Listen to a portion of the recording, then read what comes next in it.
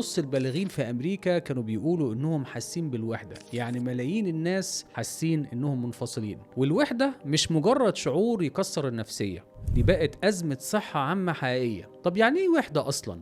وإزاي بتأثر على المخ والجسم؟ وإيه مخاطرها الصحية؟ وإيه العلامات اليومية اللي بتكشف إنك معزول؟ والأهم، إيه هي الخطوات العملية عشان تحارب الوحدة وتبني اتصال حقيقي؟ ممكن تكون بتفكر هو مش معنى الوحدة يعني إن الواحد يبقى لوحده.